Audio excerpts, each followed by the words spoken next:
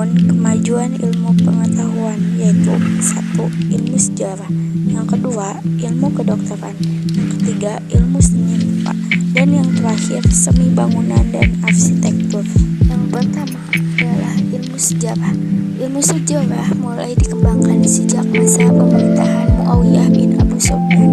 Ia memerintahkan kepada Ubaid bin Sariyah al-Jurhumi untuk mencatat berbagai peristiwa sejarah yang terjadi pada masa pemerintahan sebelum dan sesudah Daulah Umayyah.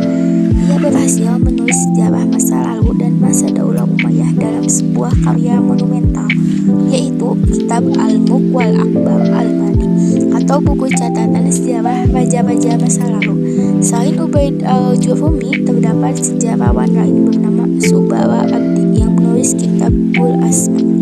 Yang kedua adalah ilmu kedokteran. Ahli kedokteran pada masa Daulah Umayyah adalah Abu Al-Qasim Al-Zahrawi. Beliau dikenal sebagai ahli bedah, perintis ilmu penyakit telinga, dan pelopor ilmu penyakit kulit. Karyanya yang terkenal berjudul Al-Tarif Liman Azaza an Al-Tarif, yang pada abad ke-11 diterjemahkan oleh Greer of Cremona dan dicetak ulang di Genoa 1497 Masehi. Buku tersebut menjadi rujukan di universitas termuka di Eropa. Di dunia barat, Abu Al-Qasim dikenal sebagai Abul Qasim. Pada masa pemerintahan Al-Walid bin Abdul Malik pada tahun 88 Hijriah atau 706 Masehi, berhasil mendirikan sekolah tinggi ilmu kedokteran. Dengan berdirinya sekolah ini sangat memberi arti penting bagi kesehatan. Oleh karena itu, Al-Walid memerintahkan kepada para dokter dan mahasiswi untuk melakukan riset dengan didukung anggaran belanja negara yang cukup besar kepada mereka. Ilmu seni rupa. Seni rupa yang berkembang pada Daulah Umayyah baru seni ukir dan seni pahat.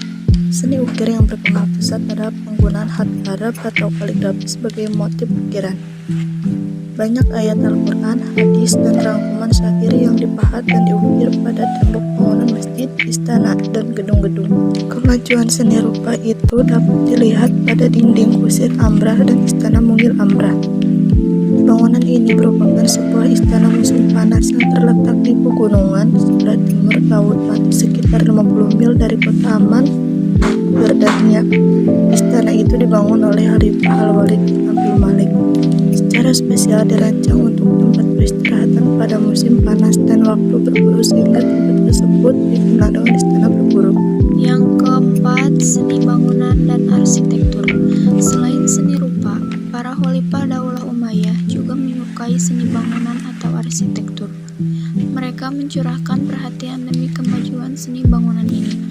Hasil kreativitas sebagai bentuk cita rasa seni bangunan itu adalah berdirinya sejumlah bangunan megah, misalnya Masjid Baitul Maqdis di Yerusalem, Palestina, yang terkenal dengan Kubah Al-Sakra yang terbuat dari batu yang didirikan pada masa pemerintahan Abdul Malik bin Marwan pada tahun 691 Masehi. Selain itu, Abdul Malik juga membangun Masjidil Aqsa.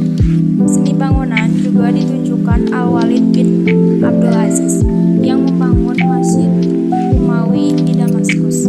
Ia membangun masjid istana dengan dihiasi berbagai ornamen yang terbuat dari batu kualam atau marmer dengan bentuk mosaik yang cukup menawan.